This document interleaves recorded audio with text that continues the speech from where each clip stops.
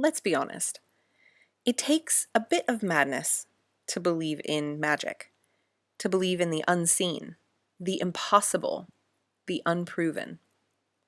Whether you believe in the universe or wizards, ghosts, tarot, vampires, manifesting, or God, you have to be a little mad to throw your head and heart into unrelenting faith in something you cannot unequivocally prove. Typically, magic gets pitted against science in the battle for proof. We humans, we like to be sure, and how can you be sure of something you can't explain or prove? In life and in business, looking at data and facts is an absolutely essential element in smart decision making and planning. But as anyone who has faith in anything will tell you, it's not the complete picture. I developed what I call the entrepreneurial spectrum. Sometimes I call it the magic spectrum. And you can see an example of this in the show notes. This model highlights the opposite sides of entrepreneurs and the natural inclinations on one extreme to the other. So for those who are inclined more towards facts and data, this end of the spectrum is blue, and I call it method. It's on the left. And those who are naturally inclined towards art and emotion, this one's red, I call it madness. Most of us fall to one side or the other. In the middle of the spectrum is magic. Most of us are comfortable with other people who sit on the same side of the spectrum because we feel a little bit more belonging. It's easier for us to relate. But in life and business, it's important for us to balance ourselves with people on the other side of the spectrum. So often I meet a lot of couples where one person is method and one person is madness because opposites attract, right? But I want to point out that these titles, method and madness, are both coined with love. There is no good or bad side of the spectrum. But the idea here is that we work more towards the middle to try and operate in this magic zone. The merits of the method side of this spectrum are rarely in dispute. In most of our cultures, most of the established leaders and governments and authority figures that we are raised to respect are chock full of method. We're programmed to associate the method side of the spectrum with intelligence and stability, safety, money, and business. But what I want to do today is to make a case for the real-world merits of the other side of the spectrum, of madness. So, without further ado, let's make some magic, shall we?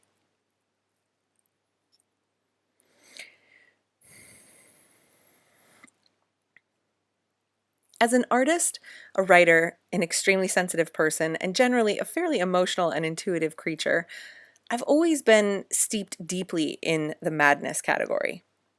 As personality characteristics, as features of a human being, this has always been a source of pride for me. My madness has made me feel special. But when it comes to being an entrepreneur, a business owner, a boss, I've spent most of my career feeling quite ashamed of my madness, trying to force it out of me, cover it up, overcompensate, and generally apologize, and even change the way I am. Like many artists, I got the message loud and clear at a very young age that artists starve, and choosing to pursue a life or career as an artist would mean abject poverty. I've heard this same message so many times from my clients as well.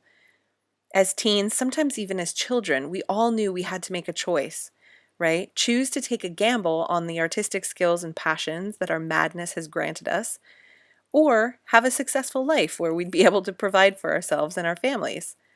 It's like presented as a binary choice, either or. And with that type of messaging and belief at such a young age, it's pretty clear why most people don't leave high school to pursue a career in the arts. But here is the real truth about being a human who falls onto the madness side of the spectrum. Your madness is a gift. It fuels your unique genius. It makes you special and powerful, and properly channeled, it's also probably the key to your financial success. This will not seem logical at first because we have to slog through a lifetime of cultural programming, fear, shame, and skepticism to allow ourselves to believe in our own magic. But the facts are there. Even if we skip over some of the obvious artistic genius we've had the pleasure to experience, the writings of Virginia Woolf, the paintings of Picasso, the sonatas of Beethoven, the poetry of Maya Angelou, the films of Quentin Tarantino. It isn't just the arts that have benefited from madness either. Most of our greatest scientific achievements, electricity, walking on the moon, man-powered flight, would not exist without a person who was accused of a bit of madness. Someone who believed in the impossible, in the never-before-seen. Someone who backed themselves despite failure after failure, rejection after rejection, and often the constant criticism of their peers and mentors. One of my favorite quotes is, "Whatever you can do or dream." One of my favorite quotes is, "Whatever you can do or dream you can, begin it. Boldness has genius, power, and magic in it." Really, madness is boldness. It's the unashamed pursuit of something that isn't calculated or planned, and therefore might lead to failure, nothingness, or controversy.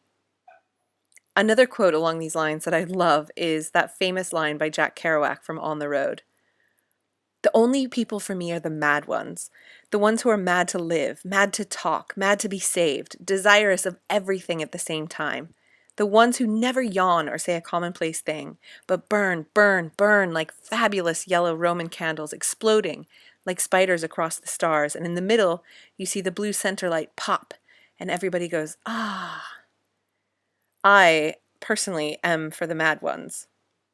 Recently, one of my favorite mad ones, Ash Amberjay, who, by the way, describes herself in her Instagram bio as trailer park girl turned CEO, hates fish, writes things normal people are offended by.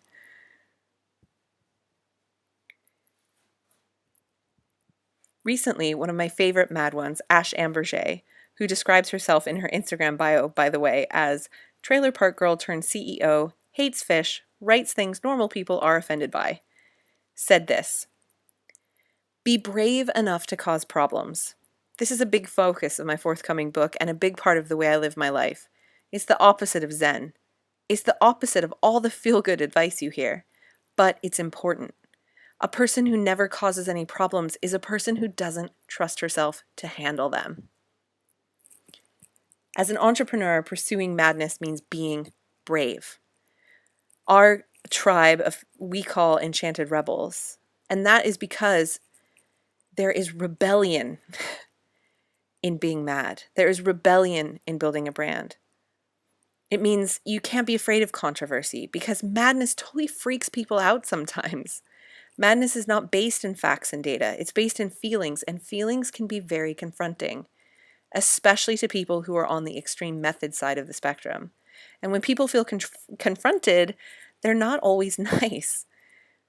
Just as Ash describes, you have to trust yourself. You have to believe in yourself. And in my experience, that is where most of us lose our nerve. Because our whole lives, the whole world has been trying to reinforce the belief that madness is not worth believing in.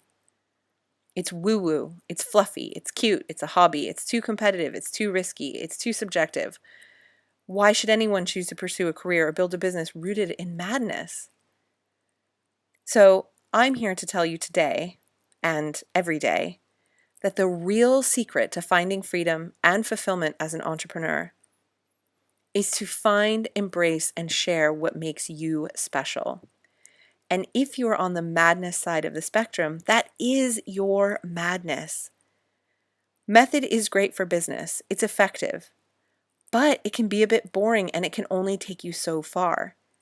If you want to be great, if you want to build a brand that matters, if you want to excite people, if you want to leave a remarkable legacy, if you want to have fun, you need madness. So, if it's already running through your veins, you are one of the lucky ones. You've got the advantage because here's the secret that they don't want you to know. Method is easy to hire and delegate. If you're totally mad and you need help getting organized, that's an easy thing to pay someone to help you with.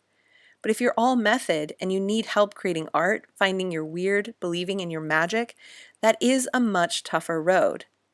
Again, I'm not saying that method or madness, that either is better than the other, but what you've been taught your whole life, that method is better or the only way to be, just isn't true. And madness can be an advantage. I believe that human-led brands will change the world. Most of the entrepreneurs who build disruptive brands that matter, Louise Hay, Steve Jobs, Oprah Winfrey, Richard Branson, Ariana Huffington, they're totally mad. So if you're mad too, you are in good company.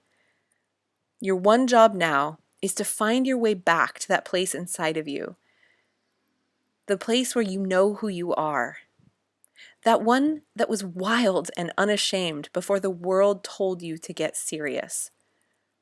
Find that place within you and reprogram yourself to believe that this is not your weakness, but your superpower. Not something to overcome, but something to understand, cultivate, and leverage. Next week, we have our first guest ever on the Magic Maker podcast. And let me tell you, there is no one I'd rather have as guest number one on this show. And we are going to take this whole conversation one step further, which you just, you have to be there for. It's so, so, so exciting to have her here. But for now, let this just be enough. No matter where you are on the spectrum, you're exactly as you should be. And you will find tools and people in your life and business to balance you. But if you're on the madness side of the spectrum and you've been living your whole life feeling like you're supposed to be more method or you're supposed to be different or more serious, I just want to be here to tell you today that your madness is genius. And your goal isn't to change who you are. Your goal is to surround yourself with more tools and resources to bring you closer to the middle so that you can spend your valuable time channeling that magic, channeling that madness into the beautiful, valuable parts of your life and business, because that is where you are meant to spend your time. Thank you so much for being here on the Magic Maker podcast. If you have a chance, we would love it if you would go hop on iTunes or Stitcher or wherever you're listening and leave us a review so we can help more Enchanted Rebels change their life and business and the world. I hope to see you next time. If you want to reach out for more information like this or have conversations, we'd love to invite you to our free Facebook group, facebook.com/groups/magicmakershq. And let's keep this conversation going. Until next time.